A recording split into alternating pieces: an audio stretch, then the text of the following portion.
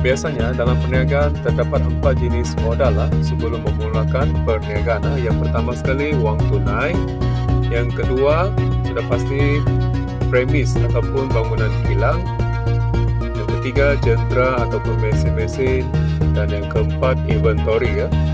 Ini inventory ini termasuklah bahan mentah, stok barang-barang siap, barang-barang separuh siap dan sebagainya.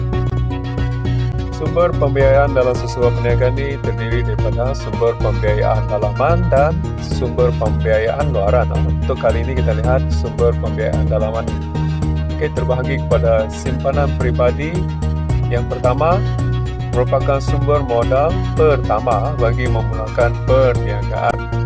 Dan kalau modal ini mencukupi, tidak perlu lagi meminjam wang. Dan biasanya simpanan ini dia adalah simpanan tetap yang telah disimpan selama dia bekerja 5 ataupun hingga 10 tahun. Yang kedua modal keuntungan ataupun reserve.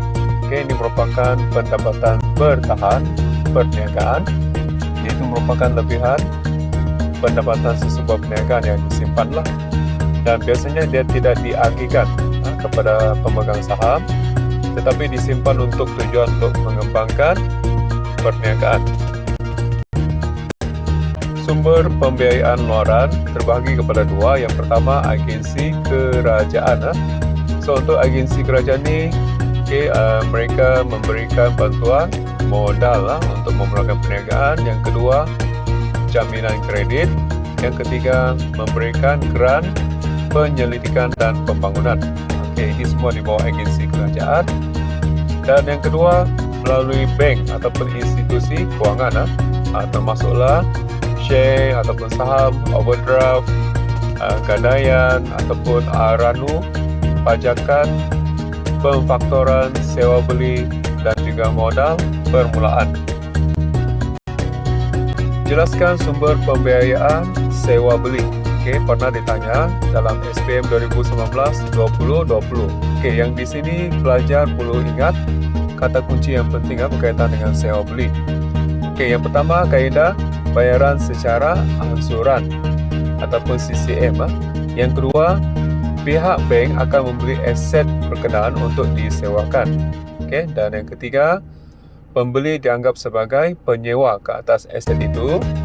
Dan yang keempat, kata kunci, pembeli akan membayar wang pendahuluan ataupun deposit dahulu sebelum mendapatkan aset tersebutlah.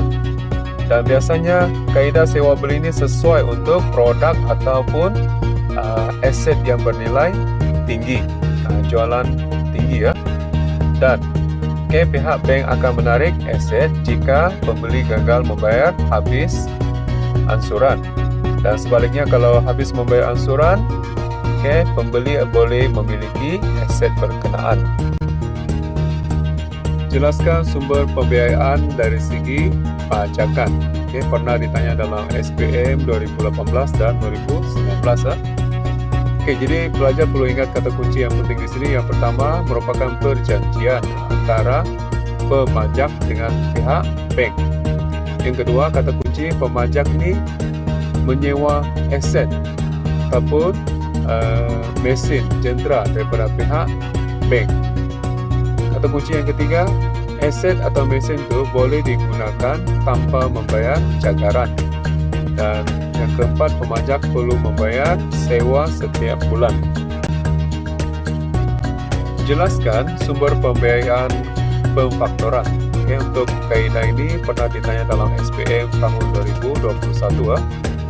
Baiklah, pelajar perlu mengingati kata kunci yang penting di sini.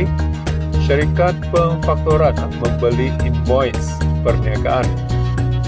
Kata kunci yang kedua, syarikat ini membeli invoice ini dengan harga yang murah ataupun diskaun, tidak sama dengan nilai invoice yang sebenar.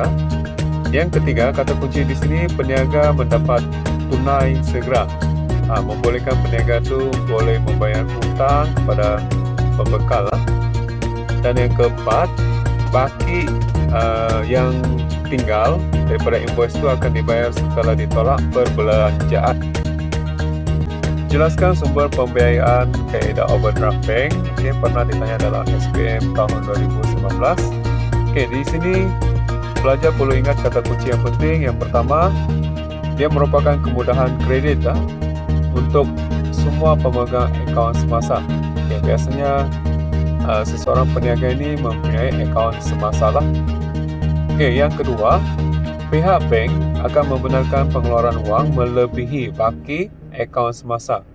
Contohnya kalau baki akaun tu 500 dan si peniaga ingin keluarkan 800, bermaksud dia ada melebihi sebanyak 300. Jadi 300 itu dianggap sebagai overdraft.